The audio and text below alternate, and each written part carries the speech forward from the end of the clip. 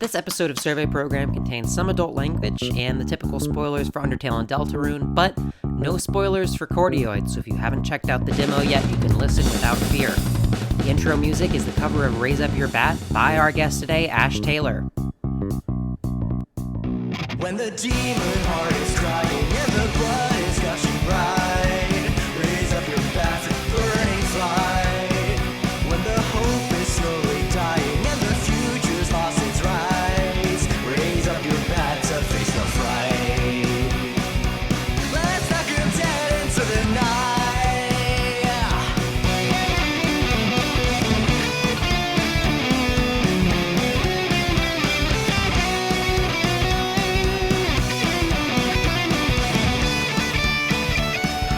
I listened to episode 4 because it's kind of I feel like it's related to a lot of the stuff I know about, and with like AUs and with there's a lot of overlap between the AU community and the music of Undertale. Mm-hmm. And I was like, is this the level of like background reading I'm supposed to have? Because holy fuck. I don't know.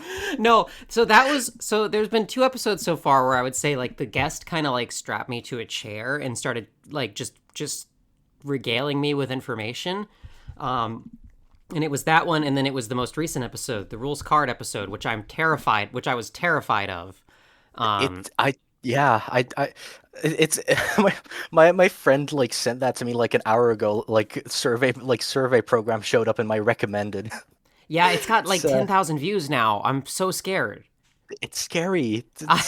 Lucretia did a ton, did like gave me like a 2-hour lecture about the hypothesis that Rules Card is the most important character in Deltarune, and now unfortunately I'm like convinced of this. Oh no. I have the TOME open in my browser, but I need to listen to the episode. Have you ever watched the YouTuber John Boys? Of 17776. That's right, that's him. Yeah, and he does these videos about sports where there's like a diagram that he's sort of like panning and zooming into, right? And there's like almost always a moment in his sports documentaries where it like zooms out to see the whole thing, and it's this like triumphant moment where you feel like the full narrative has been convinced, and this episode was like that, except I felt like throwing up when it was it got panned out too. I'm zooming out, and it does instill a kind of like dread within me, especially the bottom part where it's just so many rules card dialogue boxes. It just descends into hell at the end, where it's like, you already know my point, and now I'm just going to beat you over the head with it repeatedly. It's very scary. I have got to, I guess, set aside some time and listen to this later. It sounds insane. Yeah, but no, normally the show is much more informal than that. Okay. As you can tell with the fact that I secretly started recording while we were talking. Oh fuck! I've been tricked. We're going back to a normal one this time. So if you were as scared as I was last week, don't worry. We're back into the warm, comforting arms of not doing 2 million tomes worth of research for an episode. Okay, cool. Because I don't know anything about like fandom in the Bible. Yeah. We've got a guest. We've got a first time guest today. We've got Ash Taylor, who you might have heard of. Ash, do you wanna introduce yourself first, and then talk a little bit about your history with Undertale and Deltarune? Yeah, hi. I'm Ash Taylor. I am a musician and also video game developer, and also audio plugin developer, and also a lot of things. You may know me from my video game Chordioid, and also like 20 other small things I've done. I'm trying to be coherent here, but my body of work is all over the place. I do so many things, and I can never stick with one project for long enough. You're one of them. There. You're one of them polymaths. I'm one of them. Chronic ADHDers with too much free time. We will talk about Chordioid later. you can find a link in the description to the demo and the Steam page for the project. So I'm really looking forward to talking about that. But what's your history with Undertale and Deltarune? Right. So, I was very, young when Undertale came out. I was when Undertale released in September of 2015, I was a whopping 12 years old. Oh no. Oh. Yeah. Sorry. I had a college degree. I had not yet gone to high school. I'd had a college degree for 5 years. Oh, Jesus. And yeah, even at the the naive, bright-eyed age of 12, I was already annoying enough to not like something because it was popular, and I did that for Undertale for like a year. And so it was only in 2016 that I actually got into the Undertale fandom. And yeah, I basically instantly fell in love after watching a couple Let's Plays on YouTube at some point. And that place, that interesting, wild place called the 2016 Undertale fandom was where I got my start as a musician and also as an RPG developer, I guess. I spent a lot of time in the Undertale SoundCloud sphere, which was this kind of insane space of preteens and teenagers who were truly frighteningly obsessed with Toby Fox's music. And when there were so many Undertale AUs going around at the time, and a lot of those AUs called for music and fan tracks. And so this community emerged that was obsessed with both finding out how Toby Fox made his music for Undertale and also recreating it and putting twists on it and making just some of the worst produced music you've ever heard in your life. And well, back in the day, you could just email him and be like, what plugin did you use for this? This was before things really got completely insane. Yeah, you could, and various people did. I also know someone. I have I don't. My memory of back then isn't too sharp for a lot of reasons, but I remember very, very clearly someone emailed Toby Fox asking if Megalovania was Kara's theme or Sans' theme, and he replied, "I think it would be better if people went outside."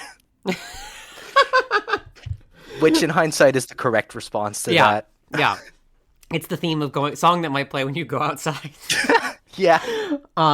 It's funny. I was on sort of Undertale SoundCloud, but I wasn't. But as you heard in episode 4, I didn't touch any of that AU stuff. I just listened to like the shitpost, like the SoundCloud sort of overlap of like shitpost mashups.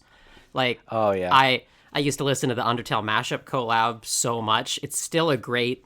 If you're like on a really long road trip and you're kind of just like, you're kind of feeling loopy and you just want to hear some like nonsense, it's still a great album to put on.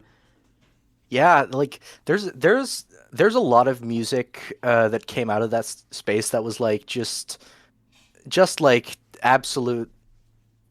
It was the kind of music that a 13-year-old would produce, Yeah. But there were also frighteningly good tracks in there. Like there were a couple people who really knew what they were doing, and they would make the funniest things with like extremely high production values. Like you would get Michael Stevens Vsauce Megalovania, and it would be the hardest song you've ever heard in your life. It's so funny. That's not a joke. That exists. I'm sure it does. I think my favorite was, and here's the thing, now obviously look, this is pretty loaded nowadays. I'm not a huge Drake listener, and obviously Drake has been soundly defeated in the court of public opinion over the last few years, but there was this great mashup of 10 bands, 50 bands, 100 bands that like he was mashed up with the MTT Resort theme. Still iconic. I'll still go to bat for that. That one, that's Yeah. You're still allowed to listen to that. Also, lest we forget, Waters of Megalovania goes so fucking hard. I'm not That sure I'm was like familiar with the this. mashup. Oh, it's like it's Justice, Waters of Nazareth with Megalovania. It's so good. Uh, I can like let me see if I can find this real quick. I got it. I got it here. Let me take You a got look it? at this. All right. Yeah. Here, everybody. It This is going to be such an exciting podcast experience. I'm just going to listen to a song that you can't hear. just 3 minutes of dead Just silence. dead. I'm just going to leave it all in. Okay. All right. This is crazy. It's wild. This goes so hard. That was like the mashup back in the day. The I'll good old days of 2017. I'll link that in the description so you can actually have an so you can actually hear it instead of just Just leave, yeah, leave the silence in, and like all the viewers have to, just listeners sync it have up to. themselves. You have to go get a It's just second if you're like listening on your mobile device and where you can only listen to one thing. You have to go get a second device out and hit play at the same time as me. No, I'll probably cut down that silence a little bit. All right. Right. So it's crazy listening to something like that and just seeing 10 years ago on the SoundCloud page. It's We are in a yeah. post Undertale 10 years world. So I haven't, music is one of the most important parts of these games, right? Of Undertale and Deltarune. Like, Undertale and Deltarune are very much games made by a musician first, right? Like that's one of the interesting things about them that's I think separates them from a lot of other indie games is like they come from someone with musical experience prior to game dev experience, or someone whose game dev experience came about at the same time as like ROM hacking to put new music in games. But I haven't done an episode I really talked in detail about music and sound in these games because I'm sort of a neophyte. That's definitely not my area of expertise. And so I wanted to bring in somebody with more musical experience and somebody who's also doing a sort of a musically inclined game dev to talk a little bit about how music interacts with Undertale and especially Deltarune. And obviously people have expounded to death on the use of leitmotif in these games, right? People know about that now. I would say there's probably a generation of young people who know what leitmotif is now primarily from Toby Fox and not because of Wagner. like Yeah, it's been pretty done to death at this point, but he gives a lot of material to work with there. Yeah, absolutely. But I kind of wanted, and so that's why I sort of resisted doing a musical episode because people talk, but there's been so much great commentary, and I think people really do have a high level of understanding of this stuff, which is awesome. But also I don't find it super fun to talk about the stuff that everybody knows already. And so I guess my main question to you that I put down when I asked you to come on was, what other ways do these games use music and sound to communicate their narrative beyond just character leitmotifs? Yeah, that's a really hard question because yeah, everyone already has such an intimate familiarity with these soundtracks that I find it very hard to like find new ground that hasn't been explored already. I have a couple things in mind that I'll try not to, immediately blank on. I should have taken notes for this stuff. But like it's Toby Fox is just like I remember watching a video, like an interview with one of the people at Materia Collective, who pointed out that Undertale's soundtrack is like the most listened, the most streamed video game soundtrack of all time. So it's hard to find new ground to cover with this stuff. Yeah. What I think is one thing I think is very cool with Undertale soundtrack specifically, and this is something I like picked up years ago. This is not like my original thoughts, but I also fully don't remember what source I got this from, is how it uses like, and I'm sure this also applies in a way to Deltarune, the way it uses instrumentation and arrangement, and particularly like this style of arrangement and the use of live instruments. Undertale keeps setting expectations for its music, and then in critical moments, it will violate those expectations in a really dramatic way. For And I think me, that's I feel like when the yep. live music comes on, it's like a sign of like like a new level of like emotional reality. It's like this is when shit is like less gamey and more like feelings oriented. Does that make sense? Yeah, exactly.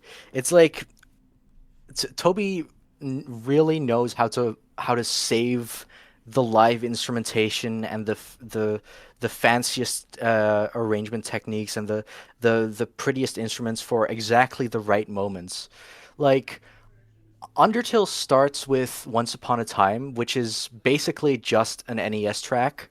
It is perfectly possible to play on a Famicom, and it very much, it's a very simple track. It's a very beautiful track, but it very much primes you for that kind of music.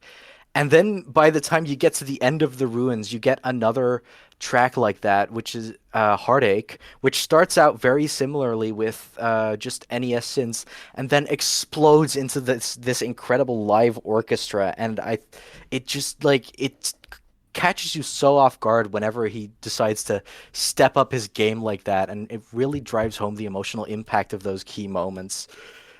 Another example of that, I think, is I don't know, I think his name is like confirmed to be Photoshop Flowey or Omega Flowey I now. I think forget which they one. used Omega Flowey in the 10th anniversary stream. That's right. I Yes. still get it mixed up. Yeah.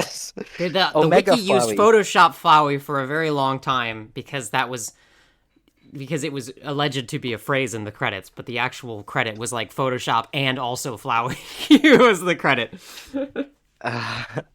Yeah, Undertale wiki. Yeah, it's This just good. goes It's to good. show. I got nothing. I got nothing bad to say about the Undertale wiki, especially by which I mean the non-fandom one at Undertale.wiki. Exactly. Exactly. Shout outs to Undertale.wiki and shout outs to Deltarune.wiki. Yeah, The great, one high that has quality, work great. They're out of the fandom umbrella. Congrats to has 50 every. citations for Chris's It's pronouns. so funny. One of my favorite It's so wiki funny. pages of all time.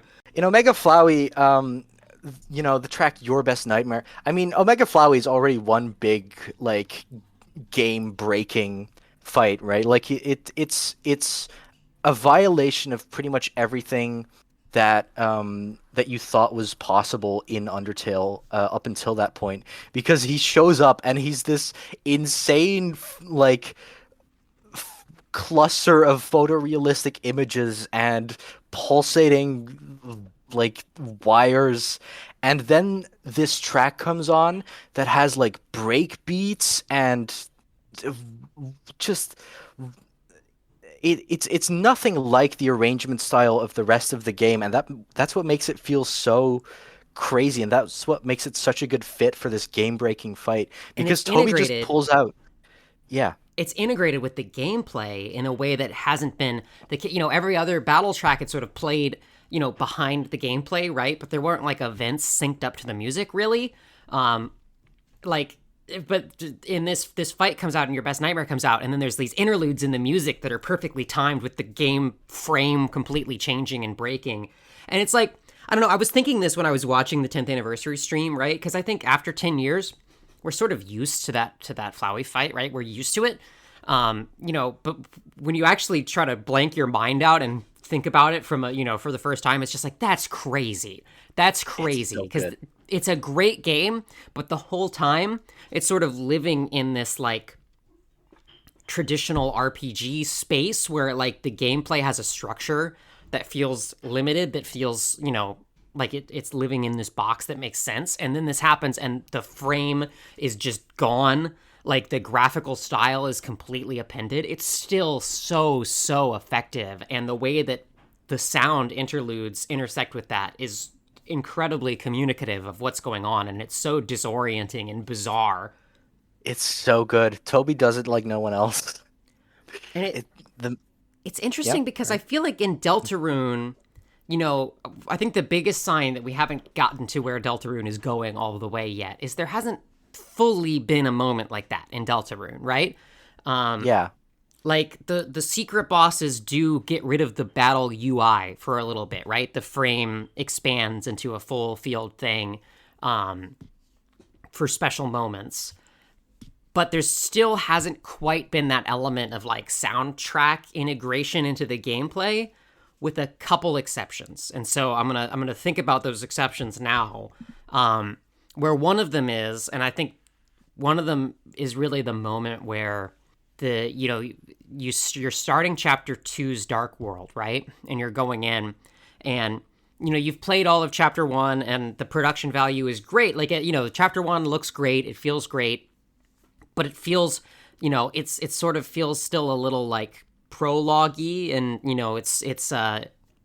it's not hugely blowing your mind. And then you get into chapter 2, and suddenly the world is interacting and synced up with the soundtrack in a way that it never was in chapter 1.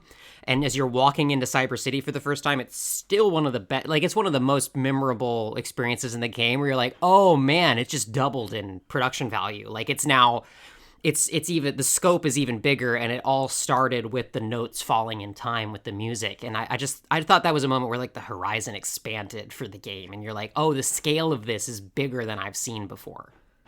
It's so good. Whenever Toby does like rhythm game stuff, or like rhythmy or music synced stuff in Deltarune, I get nervous because he does it so good. I feel like I've got to up my game. But it's interesting too, because it's like the rhythm game elements are pretty light, right? There's not it's not like a super, there's not super challenging rhythm game stuff. And I guess you could even go back and look at the Muffet fight is almost rhythm gamey too. But like there's not, you're dodging some projectiles in the overworld in the, in those sort of rhythm gamey sections with sweet Cap'n Cakes. But it's not like a, I don't know. It's interesting because it's not super mechanically dense, right? It's just sort of used as a way to draw you into the soundtrack and make the world more evocative in chapter 2. But it's not like you're like getting a grade or a score or like having to hit notes in time or anything. At least and I'm sticking in chapter 2 here. You know what I mean? Yeah.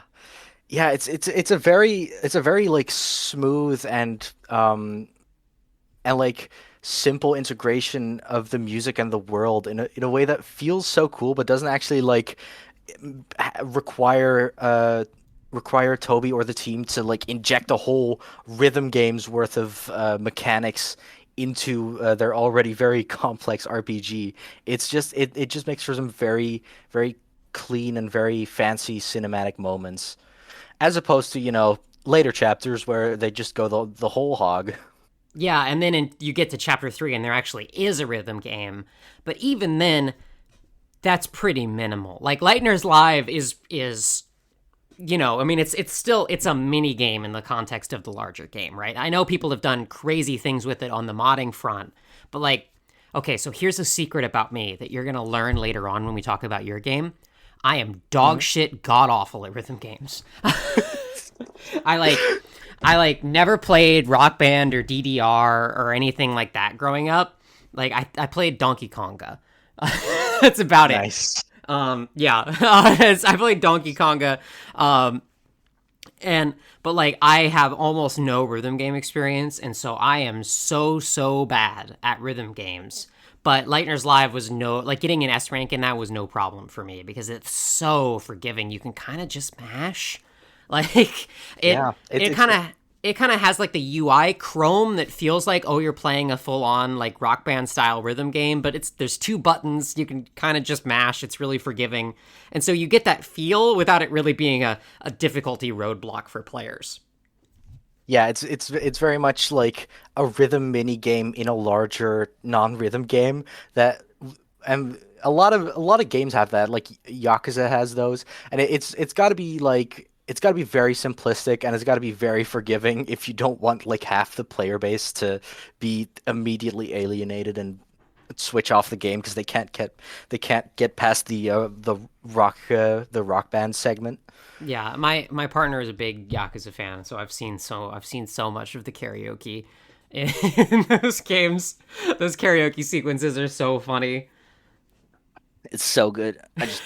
I just dropped something under my desk. Shit. It's Oh, all well. right. I dropped a whole like a box of screws off the desk earlier, so that's getting Nice. muted from the final cut. Listener, you're not going to hear that, but it did get picked up by my mic.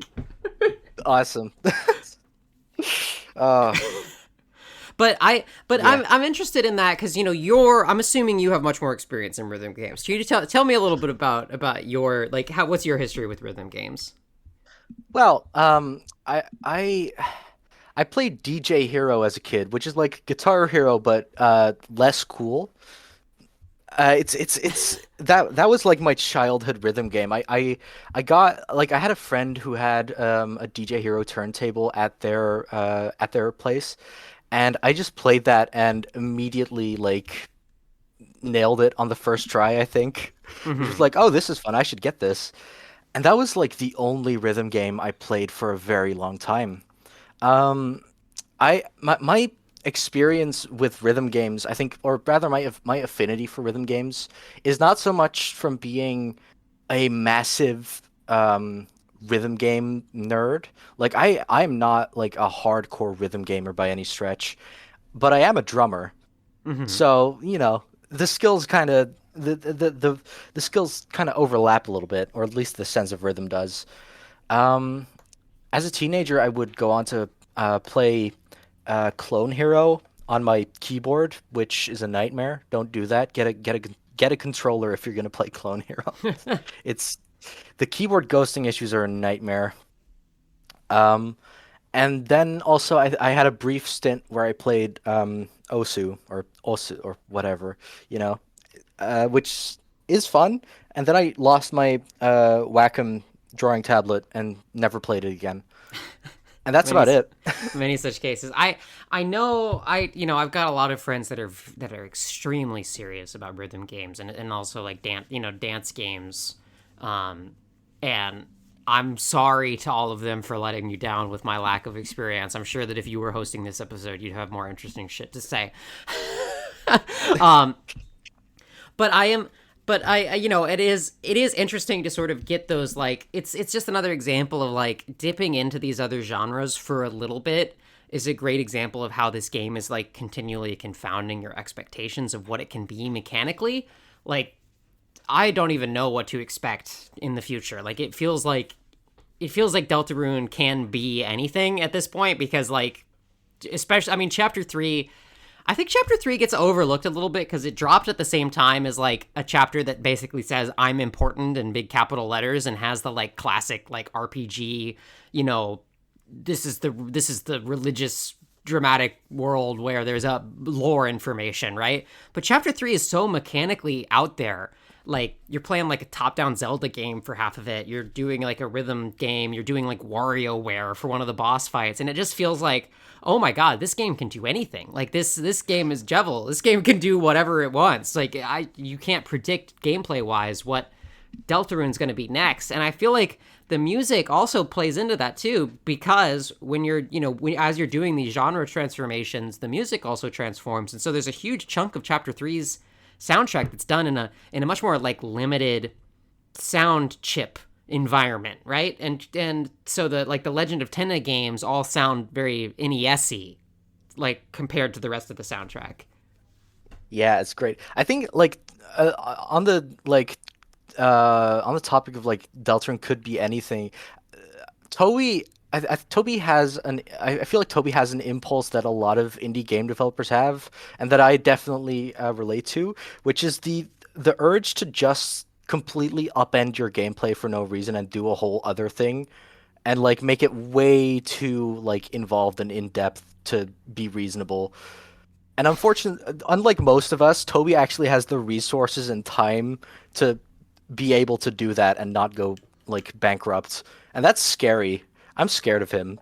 That is scary, but even then, there's still a bunch of cut content to try to. And I kind of, I think I've talked about this a little bit, but I really do admire how much is still on the cutting room floor and how aggressive the Deltarune team still is about cutting, like not letting things drag on. Because I think, especially when something's taking a really long time to develop, there's this expectation that you get where you're like, oh, I have to give as much content as possible to justify how long I've taken. But Yeah. really the answer is like, oh, you actually need to still be ruthless in the cutting to try to make it as optimal an experience and not make it drag out as much as possible. Like, you don't need to, I don't know. I think so much of what's wrong with gaming, especially like AAA gaming these days, is it's just like it feels like you have to feed the piggies enough slop so that they can play your game for 100 hours and not run out of new slop to look at, right?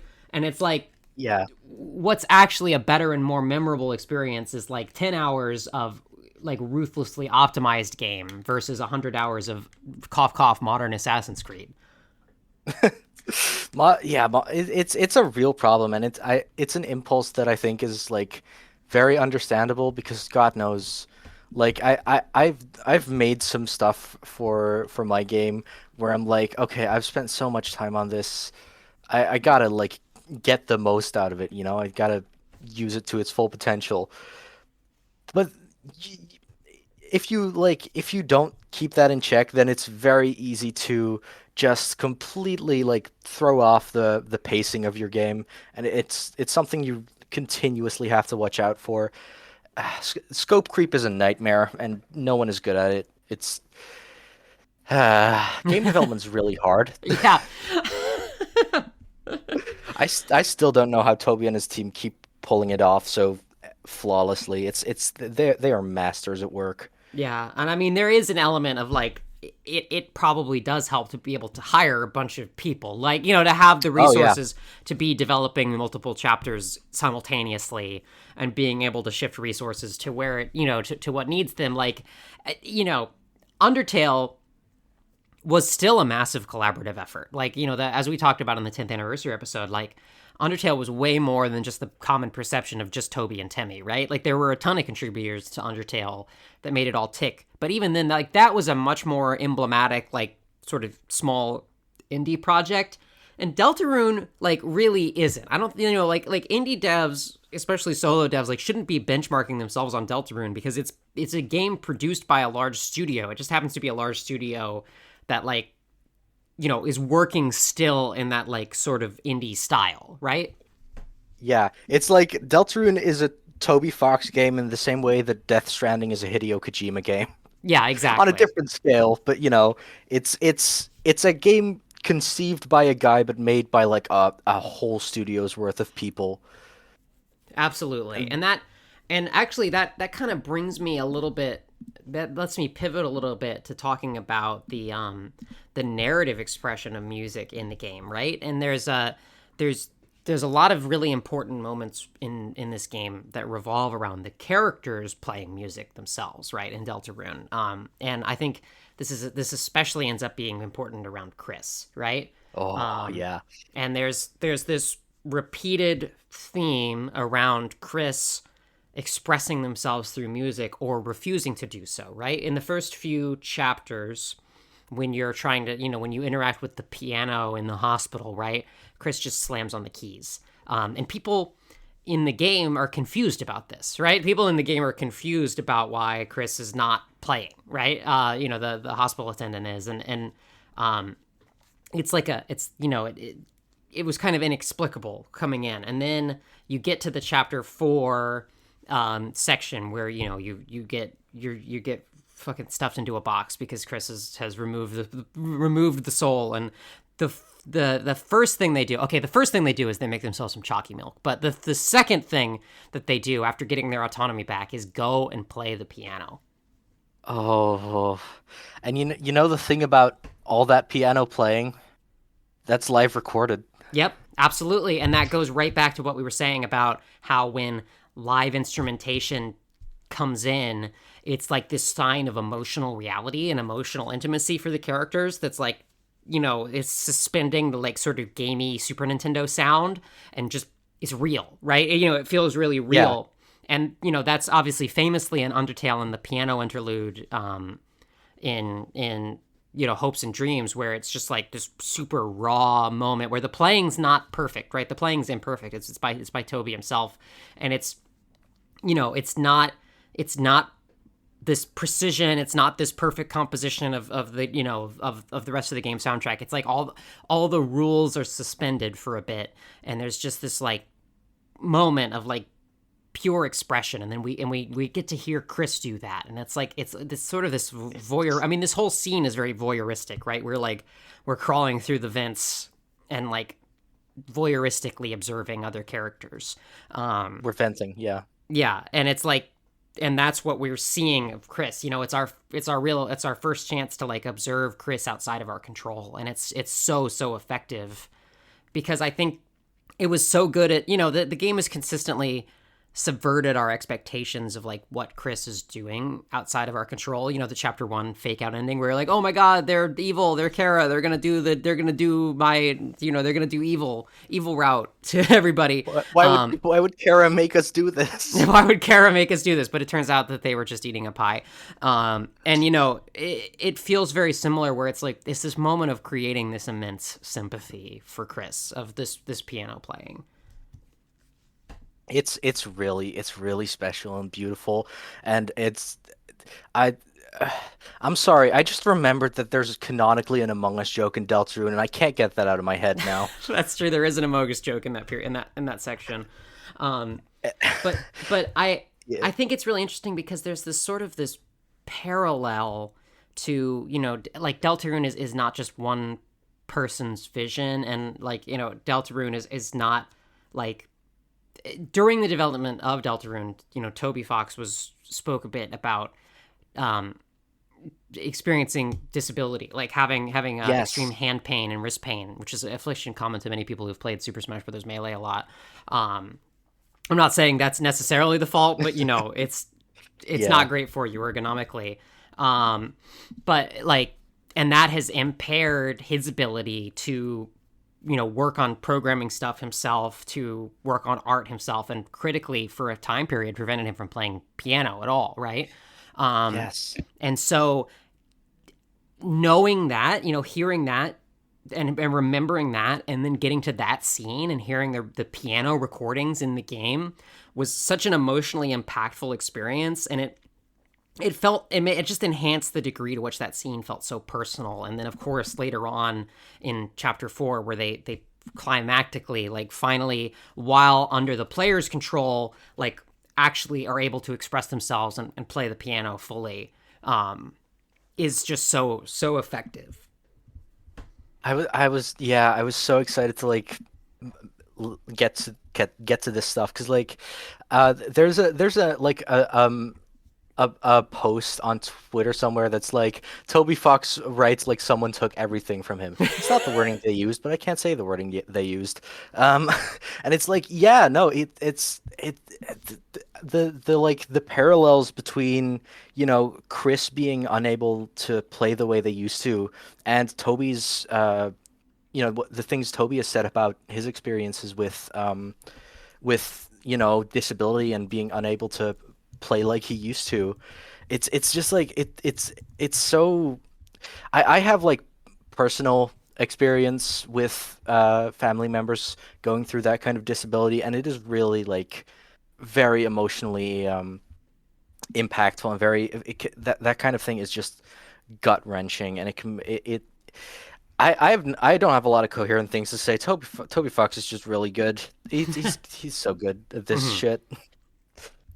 And I know you mentioned, I don't want to press you, but I know you mentioned when I brought up this as being a potential topic that you related to this experience a little bit. Yes. I don't know how much I want to get into it, but like I've had family members who have dealt with very serious illnesses, who also were, okay, I say plural. I have had a family member who was a pianist, deal with a very serious illness that took away their ability to play piano. I am also a piano player, and this disease is something I have inherited the risk for. So, you know, it's a very you know, hard-hitting topic for me. It's a very emotionally charged thing, and I think it's very special to see that represented and explored and touched upon in probably, you know, my favorite game of all time. Yeah.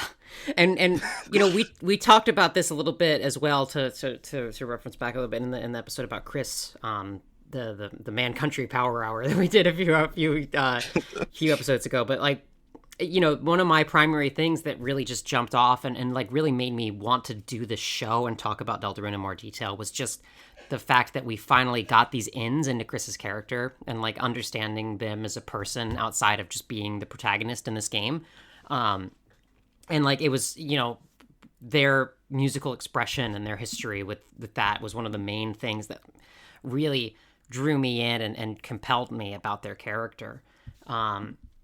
And I think this is a good time to start to talk about your experience. So we'll play a little bit of the Chordioid soundtrack as we move to part 2 of this, where we'll talk about some of your work. And so I'll hear you on the other side. All right, sick. Let's do it.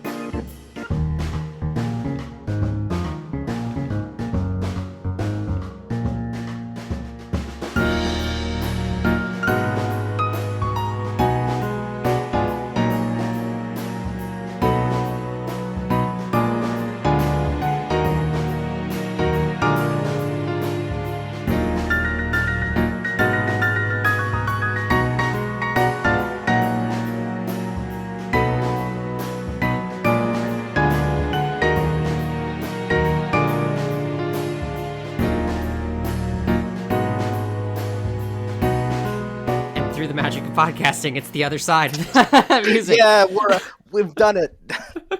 We've made it. I realized I just said we would play that out with the soundtrack. I'm assuming it would be okay to put some of the soundtrack, to put a song in the episode here.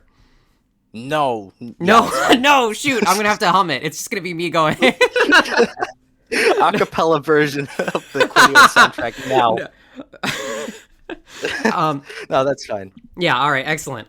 So so you've got a game coming up. You've got a game coming out, and it's funny. I went and played the demo, and it was funny to see the logo that popped up as the publisher when I first started playing it, because it's like, oh, I did a game with them. And so yeah, it's published by Deconreconstruction, which is the awesome team of folks that are behind the webcomic Vast Error. Shout out.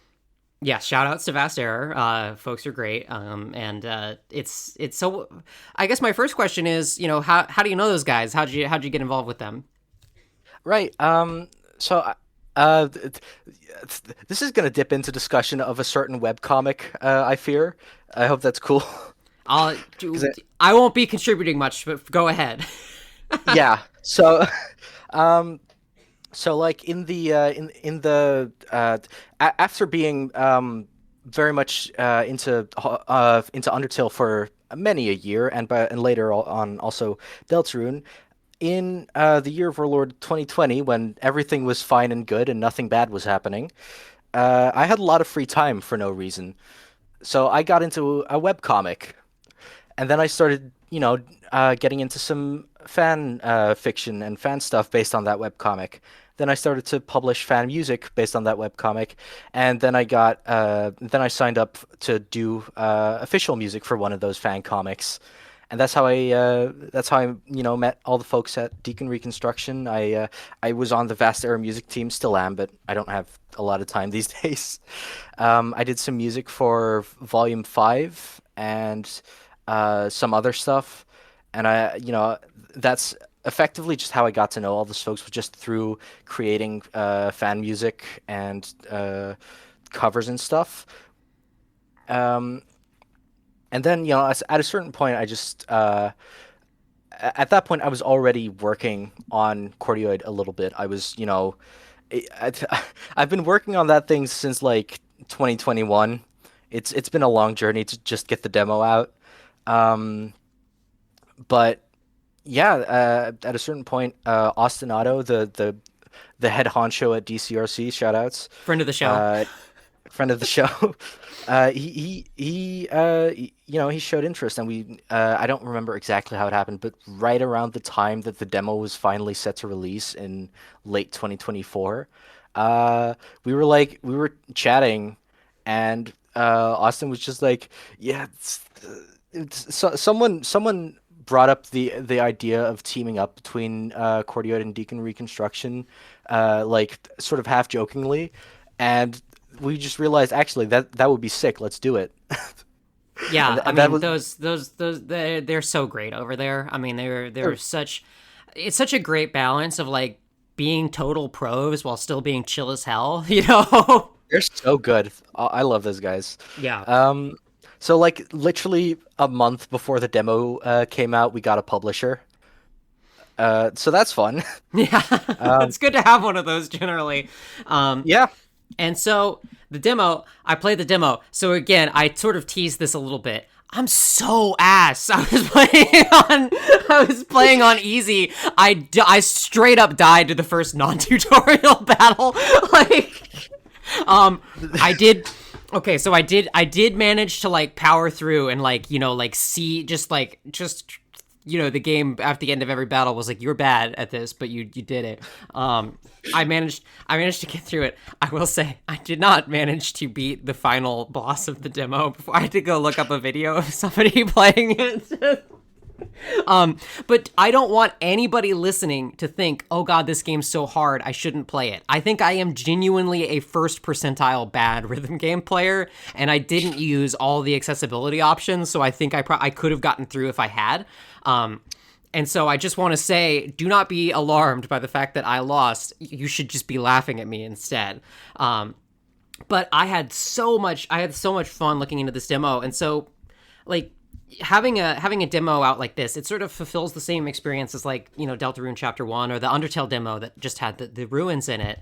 And you know, you get this taste of all the main characters, of the mechanical systems of the game, and this little tiny glimpse into the world of the game. And so tell me about that experience of like getting the demo out. When did you decide to do a demo first? Well, the thing is, Cordioid has always been like pretty much since conception. I knew that I was not gonna get this game out in one go. You were realistic about it. Yeah, I was overambitious, and I knew that. So I was like, okay, well, if I'm gonna make anything of this kind of scope, then it needs to be an episodic thing. It needs to be like a released in several parts thing, like a certain other game we may have been discussing for the past hour. Yeah. So like, I always like had in mind when I was like working on the game through its various like failed attempts and iterations and retries, because it took so long to even get the battle system like design working. I knew that I wanted to make a rhythm RPG, and it genuinely took almost 3 years of bashing my head against the wall with failed designs that didn't go anywhere before I had something that worked. Which is not how you should make a video game.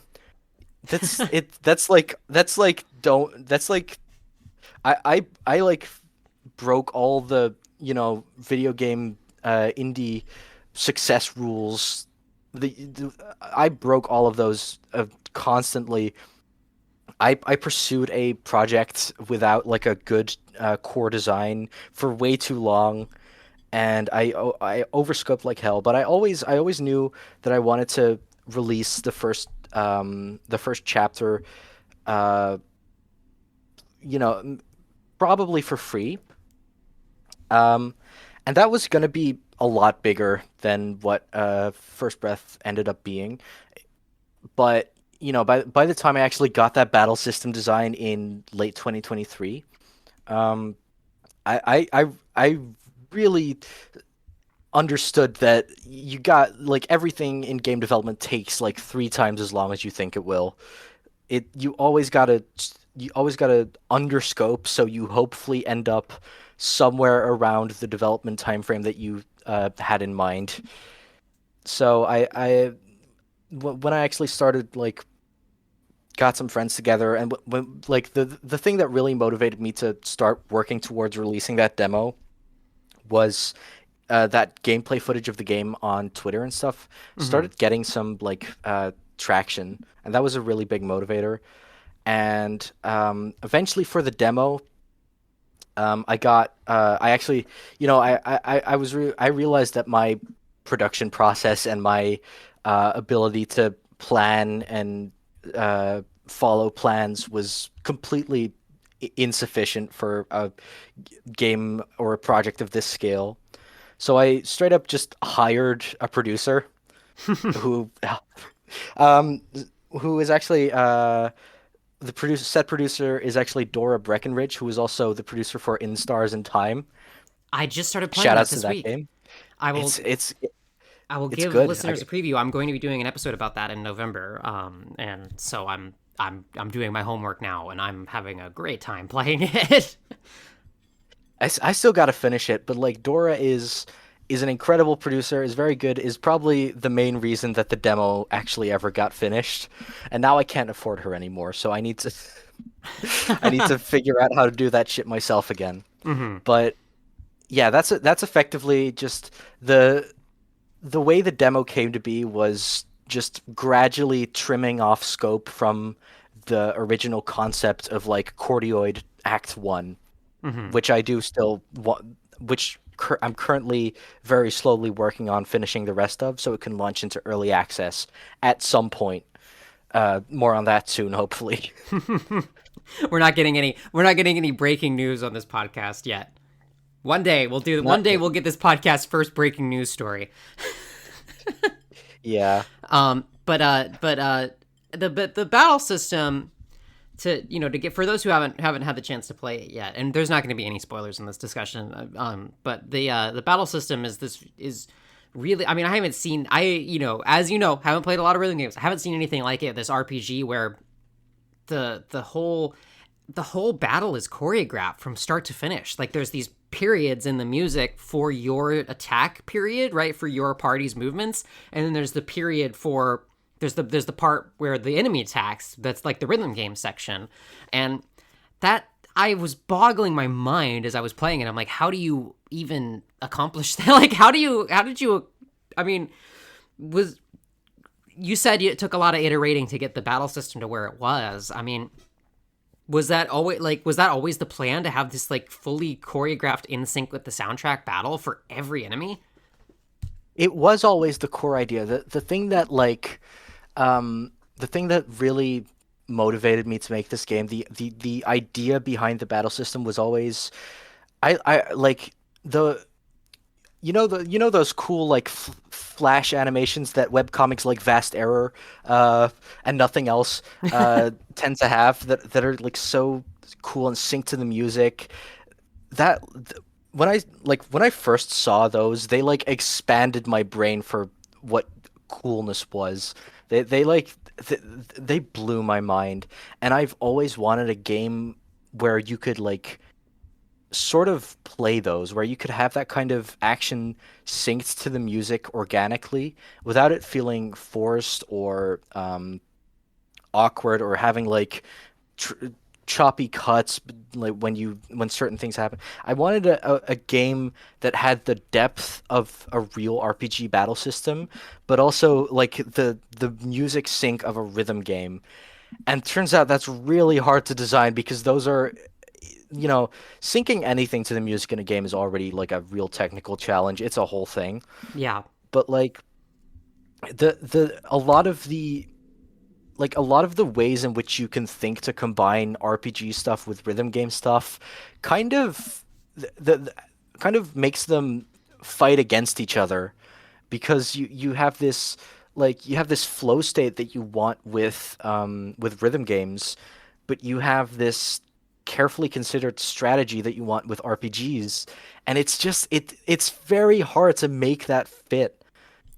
I'm going to So reveal it myself as a Smash player here, and I'm going to say what having that sort of like time limited period to make choices in the RPG menu felt the most like in my experience was playing fucking Hero in Smash Ultimate, where you're like menuing while you're playing a game of Smash Brothers, and it's like, it's like a little frantic, and it totally throws you off. You're not in that normal RPG mindset of I get to take my time and think about everything. Like while you're defending from the attacks that are coming in, you've already like got to start planning your next turn.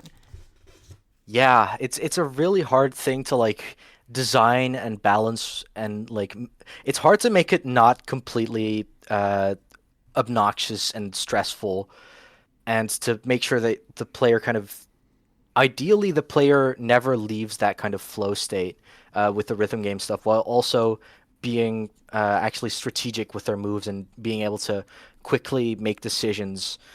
So a lot of the iteration process for the battle system in Cordioid, after the core concept was figured out, which felt like striking gold, uh, what a lot of the iteration was just figuring out how much complexity you can add to that without it becoming overwhelming or tedious, and just it's a very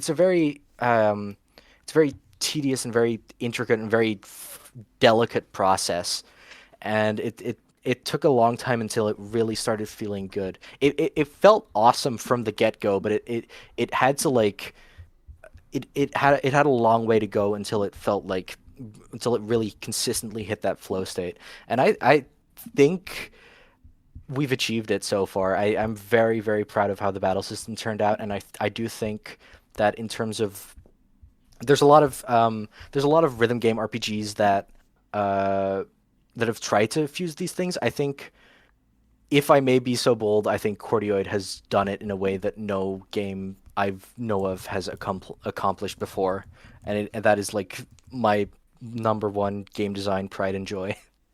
That's yeah. Well, I mean, I'm. That's why I was excited. Part of why I was excited to talk to you because I think you're right. I think this is an awesome thing that I want people to sort of get in on the ground floor and get this experience with, because I think it's so unique and interesting, and it could have made me think, because obviously there's a lot of inspiration from Deltarune in it, but I think the main thing is not even like a direct one-to-one. It's just the fact that when you're playing Undertale or Deltarune, even the quote, like, trash mob, like even like the random, like low random encounters feel special because there's unique attack patterns, right? There's still like you're engaging your brain more than when playing most other sort of grindy RPGs where you're just like, okay, I'm just going to attack. This is just a low level encounter. You have to think about the unique approach of each encounter, and Cordioid is the same way, where because of the structure of the battle system, every type of every game is every encounter is a little different, and you can't just have one standard approach to it. Like you have to react and actually engage with everything that you get into, and I think that's so cool, and I'm super excited to see more. Even though I'm bad, maybe this will be what will finally make me not bad. Maybe when I play this game more, I'll become not bad at rhythm games. Well, thanks. Yeah, that's very much the thing. Okay, this is gonna maybe sound weird. I'm not an RPG guy. I have tried to play so many RPGs, and I've only really only a handful have really grabbed me in. One of which, of course, being Undertale and Deltarune, and another being in my childhood, my main RPG series that I really loved was Mario and Luigi. And Oh, I love those. those games also have that element of every enemy is slightly unique and has its own mechanics and its own like little mini game stuff that you have to pay attention to. Like my goal with Cordioid was to make an RPG that doesn't feel grindy because every enemy is that unique and exciting, and it Hmm. keeps you on your toes. Those are the rare RPGs that really pull me in, and the RPGs that I think can really reach a wider audience. Yeah. Which is funny considering how niche rhythm games can be and how much they can be, off in their own little world sometimes. Well, and But but that was bullet hells before Undertale too. You know what I mean? Like yeah, Undertale is also, I think this is overlooked. It's also taking a niche genre concept and mashing it with a traditional RPG in a way that creates the synthesis of like a new style of gameplay. exactly. In conclusion, I'm literally the next Toby Fox. That's right, folks. You heard it here first. There's your breaking news. No, there was one thing I wanted to talk about, and I realized I didn't respond to your comment on the outline. I said you were featured on the Song of the Summer. You thought it was your raise up your bat cover, which is really good, and I will link in the description. But actually, you played guitar on Birdbrain, right? The Jamie Page song. Right, yeah. Okay, that makes a lot more sense. I was like, because I know you mentioned a while back you posted that you like that cover, so I was like, that's where my brain went when you said that. I did do a bit of guitar on Jamie Page Birdbrain. Shoutouts Jamie Page. Shoutouts Birdbrain. That was That yeah. song's incredible. It's one of my favorite songs of the year. It's so fun. I've danced to it in the kitchen while I was doing dishes so much It's over the last few months. It's an awesome song. It's just that's I mean that thing really took off, right? Yeah, no, it's like it is like it has an insane amount of streams. It's like by far the most popular thing I've ever had a hand in, I think. And it was a small hand. Like I did a little bit of background guitar, but I get like because my name is listed in the music video, and I get like random DMs from friends like, "What are you doing in here?" It's awesome. I got to hear the demos for that song like a year before it came out because I had to play guitar to it, and I just had to sit on that for a full year. I didn't know when it was coming out. I thought maybe like she'd shelved it.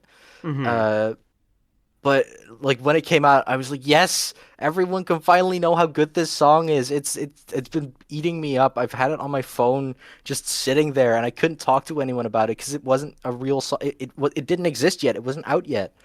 And now it's out, and I've been vindicated. And the song, it really is that good. Jimmy Page is so fucking talented. Yeah. An awesome year. So check out if you haven't heard if for some reason you haven't heard Birdbrain yet. You're one of the few people left on Earth who hasn't heard Birdbrain and hasn't experienced it yet. You should go listen to it. You should go check out Cordioid First Breath, the demo. It's on itch.io. It's on Steam. You can Yeah. wishlist Cordioid on Steam now. I believe I've done that. Yes. And you should absolutely do that. Anything else you wanna plug or mention? I know folks can follow you on Blue Sky. Yeah, I am at courting.it on Blue Sky, You're which is that joke costs me $12 a year, and that's worth it. Yeah. I'm astrobiologist on most other places, and also cordioid.com is the site of the game and also the Blue Sky of the game. And that's basically it. All right. Sick. Well, thanks so much for coming on. Thanks so much for chatting about the music and the music in your game with me. Super fun experience. Love to have you back when the next chunk of Cordioid comes out when you're straight up cording it. Yeah, well, hey, thanks for having me. It's been really fun, and I would love to be back sometime. Absolutely. All right. Well, thanks for listening, everybody. You'll see all the show info in the outro, and check out the links in the description for all that stuff we just said. Have a great day. See you next Oh week. yeah.